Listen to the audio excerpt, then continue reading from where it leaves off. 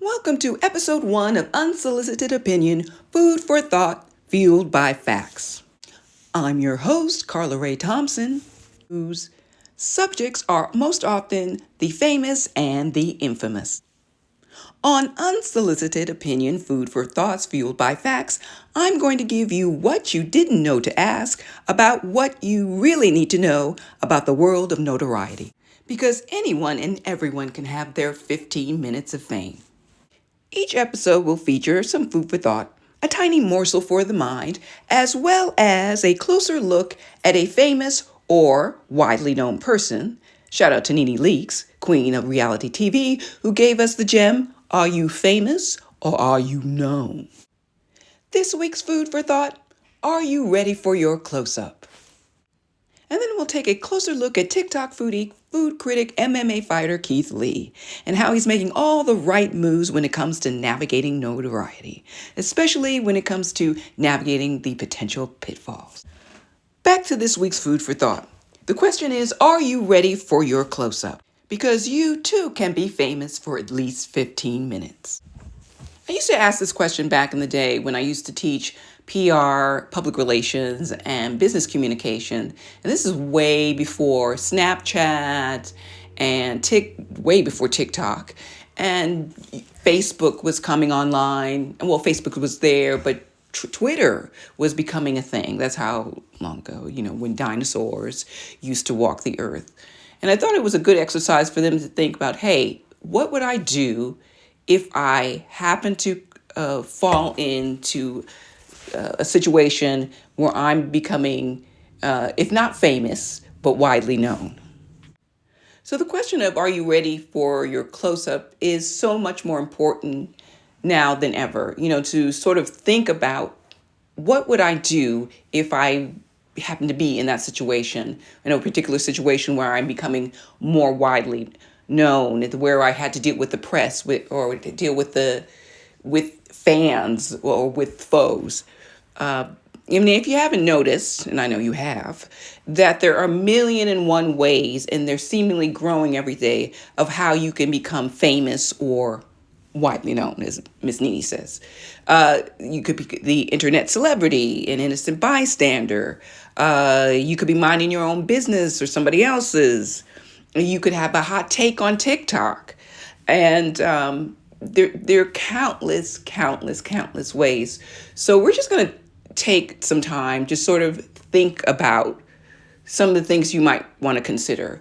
I don't have all the answers. I don't think anyone does. You see so many people out here and you think, hey, shouldn't they have talked to a PR person? Or, wow, maybe they shouldn't have said that. Or why did they go on that particular show or talk to that particular blogger or said that on TikTok or Instagram? So we're just going to be going through just some things to think about, some different scenarios, and hey, that's it. And just give you, like I said, food for thought. So you've been caught on camera. This is a scenario for you. Cursing someone out at the drive-thru. And now you're being called a Karen. And people are contacting your job, demanding that you be fired. What do you do? Do you apologize? And if you do apologize, to whom are you apologizing? Are you apologizing to the general public? Or are you apologizing to that individual that you may have offended or insulted? And how do you say you're sorry? Because people seem to have a difficulty in saying they're sorry. Like, I'm sorry that you're sorry. The sorries are just sorry. Oh my God, this thing has gone viral. And you want to tell your side of the story. You really do. But there's so many things happening. Your DMs are filled with people wanting to interview you. So the question is, do you have someone to help you sort through all this? It doesn't have to be a PR professional, but it has to be someone who can help you think. Someone who can help you make the best possible decision. Something else you might want to consider. Are you going to be the one who's going to do the talking, or are you going to have a spokesperson? If it's a potential legal matter, perhaps that spokesperson should be a lawyer. Okay, you've decided, I don't want a spokesperson. I'm going to tell my own story. So, but what I'm going to do is I'm not going to go to the big media. No. I'm going to go to YouTube. I'm going to talk to some well-known blogger. Maybe it's one of my favorite bloggers. And I'm going to approach them about an interview saying, hey, look, I'm available to talk. Is every other word allegedly? Do they deal in facts at all or just suppositions? You want someone credible. You want someone that the audience, not only just their audience, but the larger audience, because this is a national story now, will believe. You also want to know, are they an experienced interviewer? They don't have to have tons of experience, but they have to know how to ask questions. And what do I mean by this? They need to know how to ask questions that don't just elicit a yes or no answer. Because you want to tell your story. So just saying yes or no is not telling the story. You want to have someone that doesn't deal in gotcha questions, that doesn't want to try to embarrass you in some way, that knows how to listen and how to ask good follow-up questions. Because at the end of it, you want to tell your story. You also want that story to elicit a certain response from the audience. And that response is a feeling of sympathy, a feeling of understanding, perhaps a feeling of empathy. Other things to consider: what's their subject matter? What do they normally talk about? Can it even remotely to relate to what you're discussing? Who's their audience? Do they have a sympathetic audience? And it's audience actually that would be sympathetic to your particular plight, that can relate to you in some way. Another thing to consider: will this interview be live or pre-recorded? If it's live, is there audience involvement? And if the audience gets to ask questions, will those questions be moderated? I just want you to know this, and it's something important to note, is that it's highly unlikely that you will have any real control over this process. I'm talking about the interview process as a whole. You're not going to hand over a list of questions for them to ask you. You can request certain subjects not be broached, but once that mic is on, it's completely out of your control. No, whatever you say, you can clarify, but you can't erase it. What you can do is politely decline to answer a question or slyly evade it. Another little FYI is that the interview is the interviewer's intellectual property. If it's ABC News, that's ABC News intellectual property. If it's a YouTuber, that's the YouTuber's intellectual property. They own all rights to that property, and they can do really with it what they choose. Yet another thing to consider is the length of the show, the podcast, the vlog, what have you. That's also key, because if you tend to be long-winded like myself, there's a possibility that you're not going to be able to get your point across in the time available. Okay, you're thinking to yourself, oh my God, what do I do? What do I do? I don't have any money to hire a media coach. Oh my God.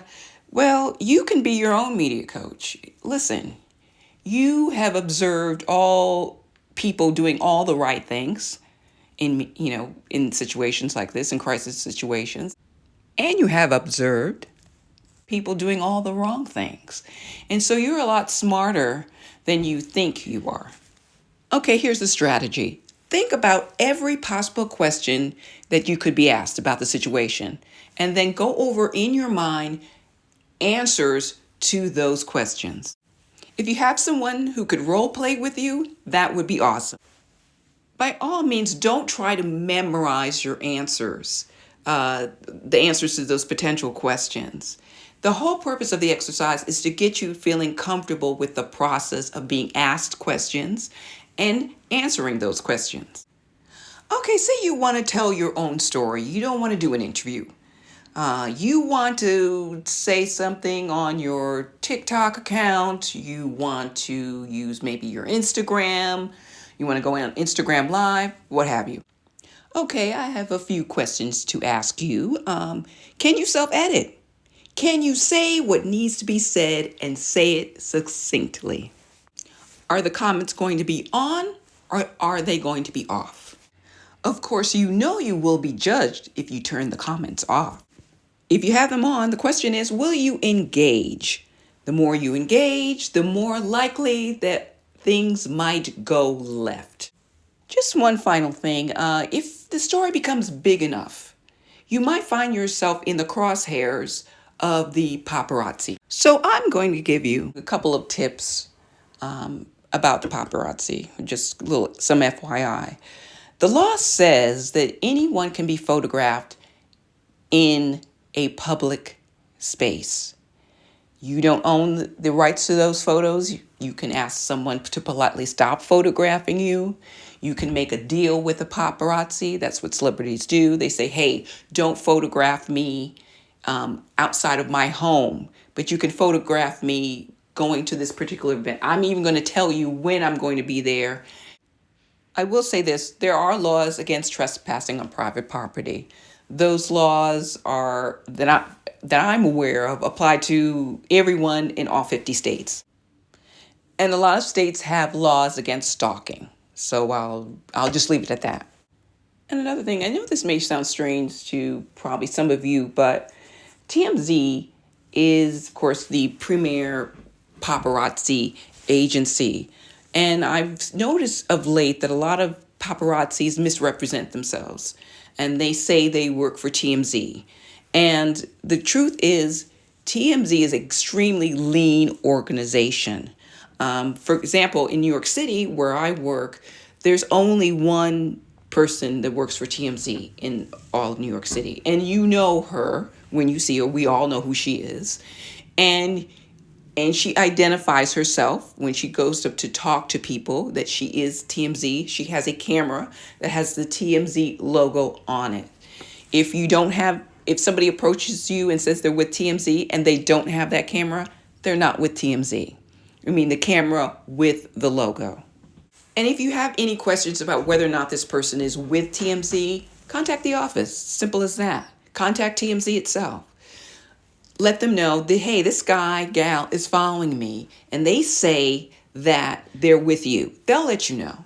And here's the thing. They don't want their people in the field to be too aggressive. They don't want lawsuits. They're not trying to get sued. They are a big business, and they are affiliated with a larger corporation that doesn't want the smoke. So they tell their people, yes, we want you to go out and ask the questions, but we don't want you to do so too aggressively. And a final thing about TMZ, they often don't have to go anywhere to get the story. The story usually comes to them. Countless tips from all over the world. It's insane. You really can't trust anybody. So after all this, you say, hey, I'm not going to talk to nobody about nothing. Maybe you'll take the path of beauty influencer Michaela when the whole Maybelline escandala exploded on TikTok. Did she or didn't she wear false eyelashes to deceive followers that Maybelline makes your lashes look so good they look unreal? Sis addressed nothing and she didn't miss a step or a paycheck. You might not be so lucky. That's this episode's food for thought. I know it's a lot to digest. Best advice I can give you, seek wise counsel if available. Take your time and remember, it's your life that's on the line. Okay, now we're on to our case study. Keith Lee, TikTok food reviewer, MMA fighter, and all-around good guy. You might have seen Keith recently on Good Morning America or Access Hollywood. Keith has a very distinct style. so to speak, and process. He is someone who advocates for small business owners, specifically small restaurateurs, small food establishments. And what he does is he goes in, buys the food, he rates the food from 1 to 10, and also rates the customer service as well. For bigger entities, for more corporate entities, he expects them to pay him. For example, Keith reviewed Cinnabon, say that 10 times fast. They had cookies. Nobody knew about their cookies. So he reviewed the cookies, gave them a high mark, and then, of course, his followers, who are very devoted, very loyal, they trust Keith's reviews. They believe him to be honest. They believe him to be generous and the like. So when Keith said something is an 8 out of a 10 or 9 out of 10, they're like, hey, great, we're going with it. We trust Keith. So Cinnabon is, of course, profiting from Keith's review. And Keith's like, hey, why don't you financially compensate me in some way? Maybe we can do a brand deal. But it was no go from Cinnabon. It's not that Cinnabon ever rejected Keith. It's just that they completely ignored him. So Keith took to TikTok and I guess would be to vent, so to speak, but just to let his people know what was going on with Cinnabon. And it also gave him the opportunity to let them know of what his philosophy was regarding working with smaller business versus working with corporations.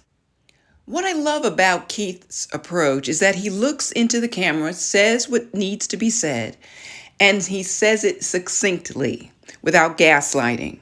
And when he says it, it's done. That's over with. And also, more importantly, there's no going back and forth in the comments section. And as Keith has gained over really the past few months greater and greater notoriety, his approach has remained essentially the same. Here's a perfect example of how Keith handles difficult situations. There was a daytime TV producer on TikTok who made a TikTok alluding or insinuating that a certain very popular food blogger stole her idea for a television show, her proposal. She claimed that she approached this very popular food TikToker about this proposal, television proposal, and basically the proposal was pretty simple. It was that he go undercover at some restaurant, which is already what Keith was doing, had started to do because he had become so popular. But back to this TV producer, she never said who it was. When people mentioned Keith's name in the comments, she neither confirmed nor denied. It was just radio silence. So Keith just let it ride for a couple of days. Now people, things are starting to heat up. People are starting to question Keith's integrity and so forth. Is it you, Keith? Did you do this? They tag him in the comments. So Keith takes to TikTok, talks to his audience, explains his side of the story, comes with receipts, and that's it. He doesn't malign her. He is very firm about his reputation, about what was said and what wasn't said in their correspondence. And he also cautions his audience not to attack her. This is done. It's over with. We're not talking about it anymore. As for the producer, it was a big fail for her. After being lit up in the comments section, she turns her comments off the original video. Then she makes this sort of apology video, but she didn't really apologize because she said, I wasn't talking about Keith in the first place. Okay, so who were you talking about? She never said. She did manage to make herself the victim, saying that Keith's followers were attacking her for having had a miscarriage once, and I don't know. What I do know is that she turned the comments off that video as well. One thing when you reach a certain level of notoriety that Keith is doing, and he's becoming more and more famous as the days go on, you have fans, and sometimes these fans can become toxic. And one of the great things that I love about Keith, among many, many other things, is that he is addressing that level, that potential level of toxicity. What Keith has done lately is start calling out people who claim to be his fans and those individuals who are doing more toxic behavior in his name. And he's like, hey, if you exhibit that kind of behavior, if you harass other creators, if you do all these things in my name, there is no way that you are a real fan of mine because you do not stand for the values that I stand for. I want to make it clear that he never calls anybody out by name.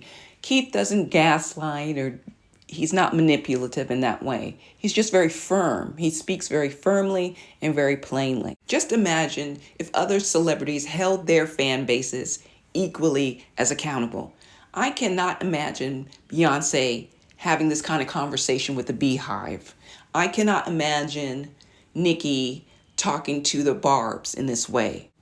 Kudos for Keith Lee. Remember when I spoke way back earlier in this podcast about being interviewed and selecting the right person to interview you and things to consider?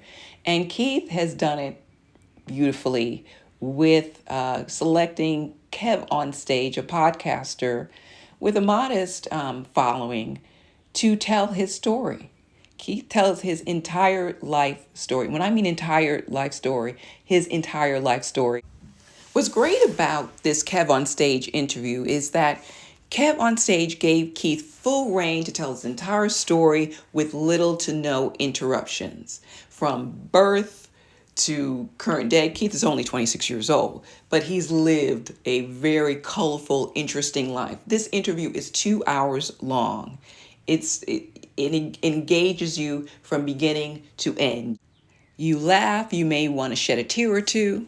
This interview managed to make Keith even more relatable, and if you believe it, even more likable. I highly recommend that you check out the Keith Lee interview with Kev on Stage. You can find it on YouTube. It's highly engaging. You won't be disappointed. Kudos to Keith for choosing wisely. If you want to see Keith Lee in action, check out his TikTok, Keith Lee. He's verified. You can also check out recent Keith Lee interviews on Good Morning America and Access Hollywood. And if you want to see some of my celeb-based work in the field, some of my quote-unquote paparazzi work, you can check out my YouTube channel, Rainmaker Now. That's one word, Rainmaker Now. Well, that's it for me for now. This has been Carla Ray Thompson, and this has been Unsolicited Opinion, food for thought, fueled by facts.